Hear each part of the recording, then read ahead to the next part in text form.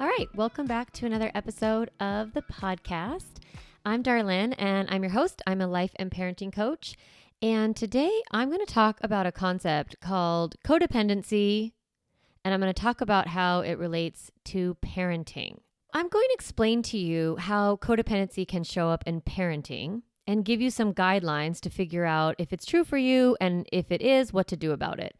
So this episode is going to be really full of a lot of different things that you might want to write down. So I know, like, if you're like me, I listen to podcasts while I'm doing other things and I'm, driving or working out or walking, and I love that. So hi, if you're out there walking or driving around or doing your laundry. But this episode, you might want to come back to it and just make some notes or just get a piece of paper out right now and just have it handy. Before I get into describing what codependency is and how it looks in parenting, I want to spend a few minutes talking about healthy dependency. I want to give you an understanding of what our responsibility is as a parent, because obviously our children are dependent on us and it's our responsibility to give to them, right? So there's a version of that that's very healthy, like healthy dependency. And then there's a version of caregiving that is less healthy, where it can become more of a codependent model. So now this concept, of course, it is a little bit confusing because our children, they show up really dependent on us, right? When a baby or a child comes into our life, they are not able to meet a lot of their needs, right? They're pretty dependent on us. And so our job as parents, we are responsible for meeting our children's needs that they can't meet for themselves because of their developmental stage. And the goal as they get older is that they become more and more capable, more and more able to meet their own needs. That's the process of parenting. That's what parenting really is. It's a really long journey of us taking care of our kids' needs and then slowly them taking care of themselves. So, of course, when a baby comes, they're not able to take care of their own hygiene, like wiping their bottoms or washing themselves or keeping their clothes clean or having their linens cleaned, right? They're not able to, of course, take care of money, right? They don't have any money. And so they can't buy clothes or electricity or anything like that. And they have all these practical needs that they can't meet, right? They can't get themselves to school or sign up for school. They don't understand time, right? There's so many things that kids don't know how to do because they're little. And so we are responsible for the needs that the children have that they can't meet for themselves. So they have these practical needs and they have, financial needs. They also have emotional needs because they aren't able to communicate or cope with their feelings. They're immature. They're emotionally immature. And so we're responsible for soothing them and then teaching them to self-soothe. So motherhood and parenting in general is ultimately a process of handing these responsibilities over to our kids. We spend these young years with our kids preparing them to be dependent on themselves. So we are really growing in them their own capacity to take care of their physical body, to take care of their emotional needs, to become financially resilient and independent and know how to do practical things like driving and math and the laundry and like maybe cooking a meal. So ultimately, as a parent, healthy dependency, right? Healthy caregiving is when we take care of our kids because they can't take care of themselves. And our parenting is guided by our big picture vision of helping our children become adults who are dependent on themselves. We sometimes lose track of this as parents. We forget, like, the whole goal is that they become adults, right? And I don't want to use the word independent because it doesn't really serve us, because none of us are truly independent. We are an interdependent species. We need each other in order to have a full and healthy life. So we are building our families towards interdependency, and really that means I can take care of my needs and I can also help you take care of yours, but it's not my job to necessarily take care of yours unless you're a child, right? So caregiving is not codependency. So I want to be really clear about that because it can be so confusing as a parent. Like, well, what do you mean codependent? Like my kids are super dependent. So like, yeah, we are codependent. And that's not really what it is. Your kids are dependent on you because of their developmental stage. Now, codependency in parenting is when you, as the parent, need something from your kids in order to feel good. It becomes unhealthy in parenting when your identity or your self-worth as a person gets woven into your role of caregiving. Because you are more than a parent, right? You are more than a caregiver to children. But when our identity and our self-worth becomes connected to our role as a caregiver, that's really when codependency starts showing up. So there are 3 areas where I see this coming up in parenting a lot. And I'm going to break these down for you. And I'm going to go through some of the reasons that you might be in a codependent dynamic as a mom. And then I'm going to give you some strategies to get out of that dynamic. So first, we're going to talk a little bit about how codependency shows up in parenting. So the first one is if you need your kid to need you. So I'm going to say that again. If you need your kid to need you in order to feel good. So it gets messy in parenting is when we need to be needed. When we create an identity around our role as caregiver, it becomes really challenging for us when our children grow in their ability to take care of themselves. If the big picture vision of parenting is to kind of nurture and usher an adult into the world who is able to meet their own needs, then you're moving yourself kind of out of a job, right? That's why I always say parenting and motherhood is not a job. It's a relationship that you're going to be in for the rest of your life. So when your children become part of your own identity, it can be really hard when they get older. So even in small ways, like when your kid is little and they start walking or they start feeding themselves, and that is the beginning, right? Or they go get potty trained, you drop them off at school for the first time. They learn how to write, read on their own, and you're no longer reading to them. And there's all of these things, right, that kids go to, they get skills, which is great. And that means that they're better at caregiving for themselves. Now, that can bring up grief for you as a parent. It can make you feel sad because your role is changing, and that's okay. It's okay to grieve and to feel sad about shifts in your role as a parent. But what you want to look out for is if you are identifying your value and your worth as a human in the caregiving of your kids, it's going to be harder for you to let them take care of themselves. And so what I see oftentimes, the way this shows up in actual parenting strategy, is rescuing. When you have the need to be needed, you're going to want to rescue your kids. You're not going to want them to make decisions. You're not going to want them to make mistakes. You kind of, on a subconscious level, might be keeping them dependent so that you feel valuable, so that you feel that you have, a role or a purpose. The other way that I see this needing to be needed is sometimes it shows up as a pattern of really extreme helpfulness at the cost of your own well-being. Like if you're still driving your kids to some sort of event, even if you're really sick, or you volunteer for things at school or in your community or, at your, wherever your house of worship or whatever they say, your community, you volunteer for things when you hardly have time to shower, right? You have this like extreme need to be needed.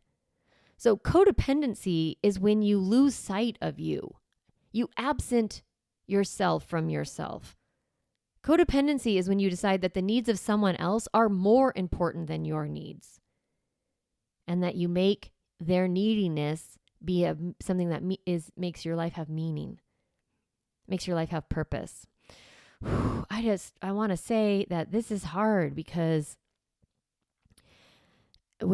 especially if you're a stay-at-home parent and you kind of build your life around taking care of your kids' needs, it can get really messy. And I want you to know, like, just because you have a lot of caregiving role, that doesn't necessarily mean you're codependent. What you want to be is just kind of internally noticing, is this because I really need to be needed? And notice if you're rescuing a lot or being overly helpful, even when you are not taking care of yourself. When your need, it's like this. Your need to be needed is greater than your need to take care of yourself. And then when you do take care of yourself, you feel really guilty and bad because you have created this identity that it's your job to caregive to your children at all costs. And really, if the cost is greater to you, then you think that means you're better at caregiving and you're a better mom, right? So that's a lot of times where mom guilt comes from, is this idea that I am supposed to be sacrificing. I am supposed to be, making my kids' needs more important than mine. No, of course, your children have needs that you need to meet because they can't meet them on their own. But notice, if they are able to meet them on their own, let them. Let them go and feed themselves and walk and fall a little bit and, go out in the world and make some mistakes. So I want you to be aware that sometimes your sacrificial attitude in motherhood is really because of your own need to have purpose and meaning and identity and self-worth that you've attached to the role of being a mom. You, mama and dads who are listening, you don't need to prove your self-worth. You don't need to prove that you have a meaning in life through your children. It's already entitled to, you're entitled to it. You're entitled to having an existence because of you, because you're here on the earth, because you're a human, because we care about you. You don't need to earn it through sacrifice. Because the thing is that your role with your kids, it is going to change significantly as your kids age. And it should, because they're moving towards greater dependency on themselves and less dependency on you. And as your kids get into adolescence, if you've made it mean something when they are taking care of themselves, if you've made it mean that they're rejecting you, if you've made it mean that they don't want you, if you've made it mean that you're not a good mom, if they start to take care of themselves, then you're going to have a lot of trouble letting your kids go. So this is a common, codependent trait. When you are dependent on them to have your emotional needs met. You need to be needed in order to feel valuable. You need to be needed in order to feel purpose. You need to feel needed in order to feel good. You are entitled to feeling good just because of who you are. So raising kids is a very emotional experience, and you're going to have a lot of emotions. You're going to have anger. You're going to have sadness. You're going to have confusion. And what I'm trying to distinguish here is whether you're able to meet those emotional needs within yourself and soothe and cope and get support, or if you need your child to change their behavior or to behave in a certain way in order for you to feel better. That's the distinction here. So it's not I don't have a negative emotion, I'm not, or if I have negative emotion, I'm codependent. No. So what we're talking about here is, are you looking to your kids to meet your emotional needs? So this actually leads me to number 2 of the codependent traits that I see showing up in parenting. And number 2 is needing our kids to be happy in order to be happy. So I'll say that again. Number 2 is needing your kids to be happy in order to be happy. When you attach your happiness or your joy or your sense of well-being to your child's happiness or their joy or their sense of well-being, it gets really messy. Now, of course, as a mother, you are going to feel sad when your kid is sad. That's compassion. That's connection. That's beautiful. But when you find yourself not being able to shift your own emotion until your child shifts theirs, then that's a codependent trait. Like if your child is going through something or you anticipate that there's going to be something hard for them coming up and you're really sad about it, that's okay. It doesn't mean anything, but it does mean something when you are stuck in that emotion and you're waiting for your kid to feel better in order for you to feel better. So let me show you this in the reverse. So it is possible for you to have an emotion that your child doesn't have. So first I'm going to say a negative emotion, and then I'm going to give you an example of positive emotion. So think about, like, for example, say you've raised a cat or dog for like many, many years. Like you have a pet, right? And you have to let that pet go. They pass away. And you might feel extreme grief and extreme sadness about the loss of your pet. But your child might not experience that emotion the same way you do. Maybe your child never bonded with your pet. Maybe your child doesn't really like cats or dogs or whatever. Maybe your child was jealous of your pet, and so they're not that sad that the pet is gone. Or maybe the pet was very sick and created a lot of chaos and distraction, and you were very distracted by the pet. And they might feel relief that the pet has passed away. And that's okay. It's okay for you to be really sad about something, even if your child isn't really sad, right? Like you can have an emotion that your child doesn't have. Or the opposite can be true. Your child can be very, very sad and uncomfortable about something, and you can have compassion for them. You can understand that they have these negative emotions, but you don't also have to have those negative emotions. You can feel joy even when your child doesn't. And it doesn't mean that you're a mean mom. It doesn't mean that you're a bad person, that you're really selfish. It means you're having a human experience that is different from another human being's experience. I wanted to share a story about a vacation I took with my sons, and there was this moment. We were in Yosemite. It was really, really hot, and we were all bike riding. And we were bike riding, and there was a place to go by the river. And so we kind of, it was really like 92 degrees or something, hot. So we pulled off, and we kind of were starting to cool off in the river, and there were a lot of bugs. And one of my kids really doesn't like bugs. And so he was like not wanting to go in the river. And we all knew that we were really, really hot, right? And like the other family members, dad and brother and me were like, come on in. It's okay. Come on in. We're trying to like convince him to come into the water with us. And he was like, no, I don't want to, right? And I was feeling so uncomfortable. It was like I could not enjoy the cool water, the cool river, until I knew he was okay. And this was the moment when I realized that I was a little bit codependent. I could not relax if I thought he was uncomfortable, and I needed him. It was like this deep thing, like, come on, come enjoy it with me. Come.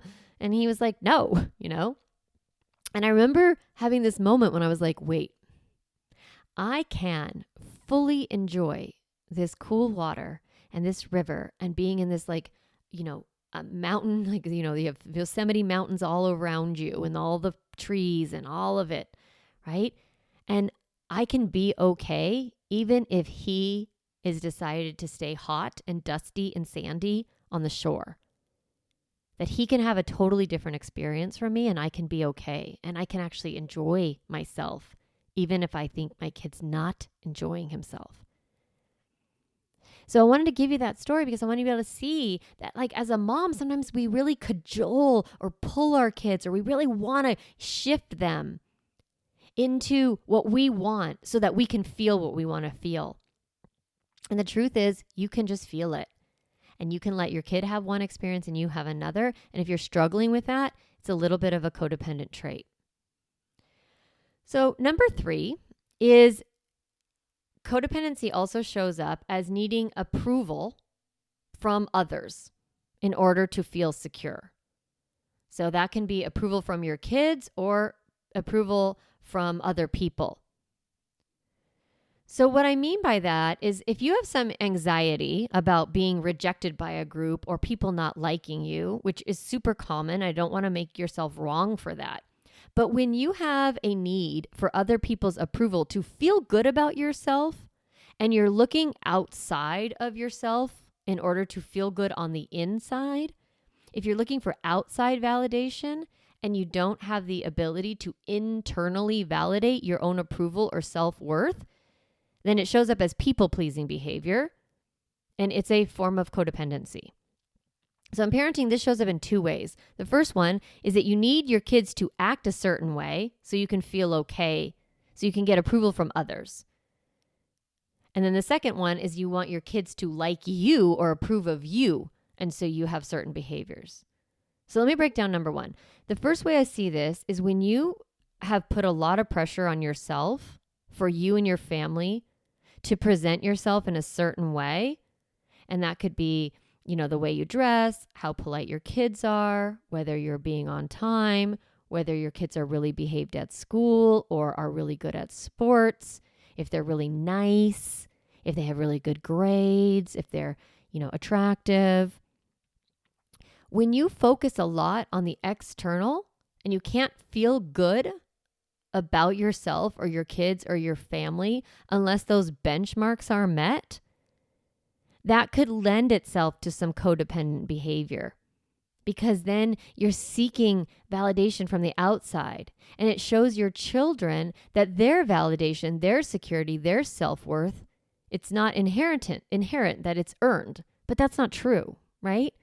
We don't want our kids to think they have to prove their value and prove their worth based on their performance and how other people think and feel about them. We want them to have a positive self-concept, a belief inside of themselves that I am valuable exactly how I am. I am lovable. I am worthy. I am good enough exactly as I am. So when you aren't able to self-validate, then that can show up in these people-pleasing behaviors, and it can also communicate to your kids that they are only that their self-worth is dependent on what other people think. I don't want you to think that. I don't want your kids to think that. So the way that this people-pleasing comes up, not just with other people, but with your kids, is if you need approval from others, sometimes you also might need approval from your kids. This can be on a very kind of subconscious level where you want your kids to like you or approve of you. And if you have that going on, then that might be why it's hard for you to set limits or to create circumstances that are uncomfortable for your kids in order for them to learn, to fail, to make mistakes, or for you just to say no to them if you are seeking your kids' approval. If you are thinking that your kids, aren't going to like you, or they're going to be mad at you, or they're going to think that you're mean, if you hold a boundary, you say no, it's going to become a conflict for you. And it's going to be hard for you to hold your own boundaries. Because the thing is, kids are going to think negative thoughts about you sometimes, especially if you're the one who's saying no to the iPad. If you're the one who's saying it's time for bed, if you're the one who's saying you cannot wear, flip-flops to school, right? That's going to make them have thoughts and feelings about you.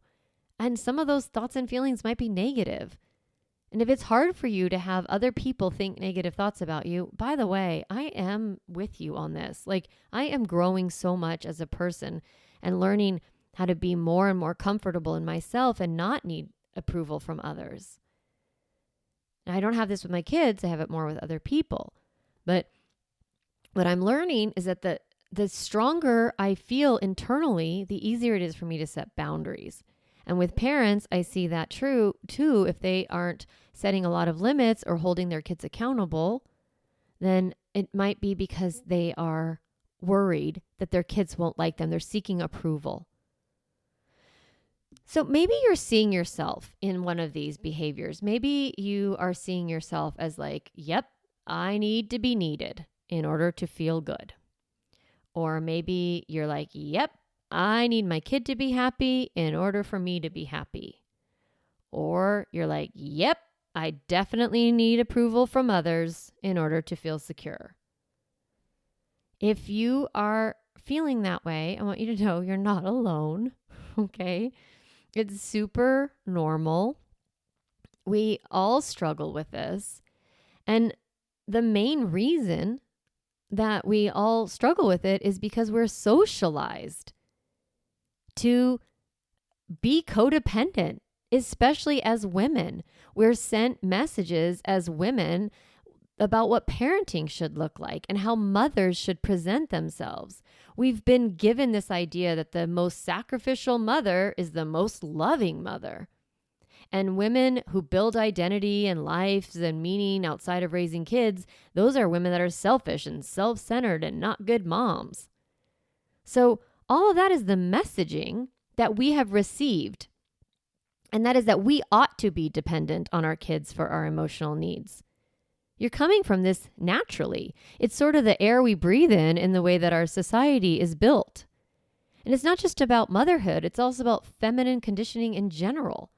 Our role as women is to be saints, and we should be sacrificial, and we should give of ourselves and be great hosts and caregivers and tender and, take care of everybody else. And you are doing all of that. Like, you're already incredible. But the message in society is that it should cost you yourself. And if it doesn't cost you, then there's something wrong with you. Codependence is really a detachment from ourself and an attachment to someone else's well-being. And that's a lot of how women are conditioned. The other reason that codependency can show up, it's a response in some ways to how we were parented. Besides socialization, it can also be a result of trauma or just an insecure attachment growing up. So if your parents, they couldn't or didn't give you approval and emotional security, you might work extra hard to seek that from others in adulthood. Or if your childhood was a little bit chaotic like mine, if you experienced neglect and emotional abandonment, poverty, sexual or physical violence, physical abandonment, alcoholism, substance abuse disorder, untreated mental health disorders in your family of origin, you may have cultivated an internal insecurity that you're seeking to get met outside of yourself. So we have this socialization, we have, childhood, attachment issues, insecurity, trauma. We have these root reasons, and we can see how they play out in our kids, right? Our need to be needed and all of that. So what do we do about it, right? It's probably what you're wondering. You're like, okay, I've been in with you for 30 minutes. Like, what do we do, right? So I'm going to give you 5 strategies, really simple things to think about. And I know it's like a lot. You're like, 5 strategies, dear Lord, that's a lot. But I wanted to give you a few different options in this episode, and you can pick one thing that you want to work on. And then maybe you want to bookmark and put a little note in your phone to go back and listen to this episode and then decide to work on another strategy. And also, just as a heads up, at the end of November, I'm hosting the Say No to Holiday Overload gathering. And it's all about opting out of shit and not people pleasing so that you can enjoy your holiday season. And we're going to talk about the different strategies that I'm teaching in this podcast episode. I'm going to break them down and really kind of support you in cultivating these strategies and getting good at them. So be sure to sign up for that. You get all the details at calmmamacoaching.com. Okay, so how do we become less codependent? I am going to help you understand that your overall goal is not independence, okay? It's undependence. I got that word from Melody Beatty's book, Codependent No More, which is just a gem of a book that I highly recommend if you want to dig deeper into this topic, and we'll link it into the show notes. So she talks about this idea of being undependent. So here are some 5 strategies, super quick, that will help you shift out of codependent behavior. The first one is detach. Remember I said codependency is detaching from yourself and attaching to someone else's well-being? So instead, we're going to detach from the other person, from our need for them to feel good and happy and all of that, and need for their approval and need to be needed. And we're going to detach, and we're going to begin to look for happiness inside of ourselves. So in detachment, the first way you have to move towards detachment is recognizing when you are attached. So notice when you are emotionally upset, when your child is emotionally upset. Just pay attention to what's going on with you and see if there's any way that you can shift your emotion without relying on your child to shift theirs. So you're just kind of noticing and paying attention to your own emotional experience and noticing if it's connected to someone else's behavior or someone else's emotion. And if it is, detach from that and go inside. So number 2 is self-soothe. So the first is detaching, and then the second is self-soothing. So what do I mean by that? I want you to learn how to feel your feelings and find ways to allow those emotions to move through you. If you catch yourself being reactive, if you catch yourself rescuing, if you catch yourself, begging for compliance from your kids, notice, catch yourself and pause. Take that pause break that I teach about. And if you aren't sure how to feel your feelings, how to self-soothe, listen back to episode 9 where I talk about reset your emotions, reset your heart. Because that will give you a really practical strategy of how to let the feelings move through you. Number 3 is speak kindly to yourself. Stop being so mean. Why are you so mean to yourself? You would never talk the way that you talk about yourself to anyone else. I talk about your thoughts in episode 10. So learning how to speak kindly to yourself, to coach yourself into new ways of thinking, that mindset piece is going to be really helpful for you.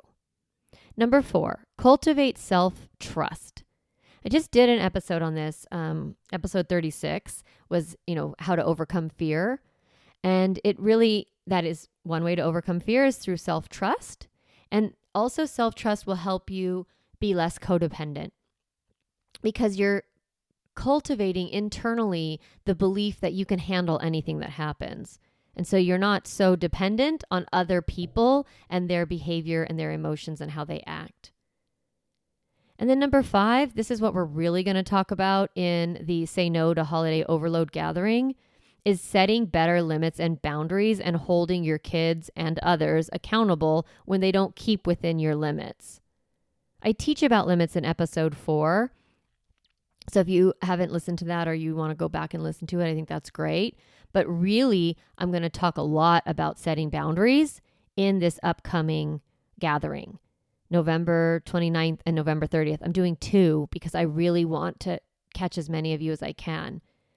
And so we're going to learn how to opt out. We're going to learn how to not people please. And a big part of that is setting limits and boundaries. But the trick isn't just setting the boundary, it's holding people accountable and letting people get mad at you, letting them feel their feelings and get upset.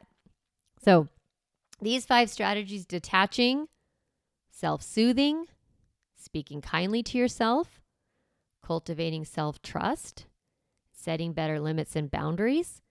These are all keys to unlocking your undependent behavior, releasing you from that codependent and moving you to independence. So great, right?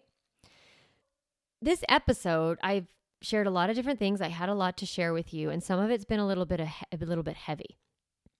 And you may be like, "Oh my God, I'm so needy for neediness," or I'm really seeking self-approval a lot. Like you may have come to some realizations about yourself, or whoa, I speak so meanly to me, or oh, my trauma is coming out through my parenting. Okay, some of it is heavy. And so as we wrap up this episode, I want you to really take care of yourself. Maybe when this episode is over, it's almost over, I want you to pause and give yourself a few minutes to listen to music or put your hand on your heart or just breathe through some of the things that I shared here and really give yourself a lot of love and kindness if you saw yourself in any of these patterns. Beating yourself up and criticizing yourself is not the pathway to change. Awareness is the pathway to change. And sometimes we have to experience the pain and discomfort of a pattern, and that will motivate us to change our behavior. And To grow towards greater independence and greater well-being is self-love and self-compassion and self-acceptance. It's not self-criticism. Seeing where you are right now, acknowledging that you have had a lot of old patterns and old behaviors, and they got you here, and they served you well for a long time, and you can say to your old self, thank you. Thank you for taking good care of me and getting me here. And now future self may be looking at you and saying, hey, we don't need those behaviors anymore. Let's shift, let's grow, let's heal. So I don't want you to spend time right now like, oh, I'm such a mess and I'm a disaster and I'm such a bad mom. No, become aware, give yourself lots of love and grace, and make one of these small shifts. And I also really want you to sign up for Say No to Holiday Overload, the gathering. And I'm calling it a gathering. I'm not calling it a class because I don't want you to feel like you have to learn a whole new bunch of things. I want to have a conversation with moms about people pleasing and overscheduling and being overtaxed so that you can see where those patterns come from and how to get out of them so you feel better, right? Because this podcast, it's called Become a Calm Mama. And my group program is the Calm Mama Club. Because what I'm really helping you do is get to deeper and deeper internal places of peace and deep calm so that you feel good.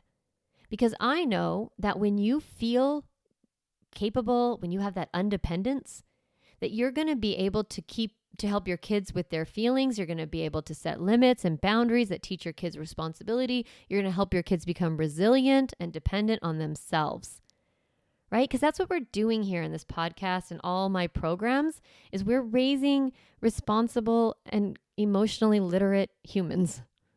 And that means that we are becoming independent and emotionally well. So that's what we're doing in the podcast. That's what we're doing in my programs. And I'm just so grateful that I get a chance to be in your ear right now and talk to you and share this insight. And I really hope it helps you grow and become the calm mama or calm parent that you want to be. So thanks for listening, and I will talk to you next week. Hey mama, if you enjoyed this podcast episode, I want to encourage you to do two things. The first is go to my website, calmmamacoaching.com, and get a copy of the Stop Yelling cheat sheet. You'll get a step-by-step breakdown of the most important tool I teach, which is the pause break. And you'll also get 40 ideas to reset your body and balance your nervous system so you don't have to yell at your kids. You can get a copy of that, again, at my website, calmmamacoaching.com/stop yelling. The other thing I'd love for you to do is go to Apple Podcasts and rate and review this podcast so that other moms can discover empowering and helpful, practical parenting strategies, just like you did today. Thanks so much for listening to the podcast. It means a lot to be in your ear every week and to support you on your parenting journey.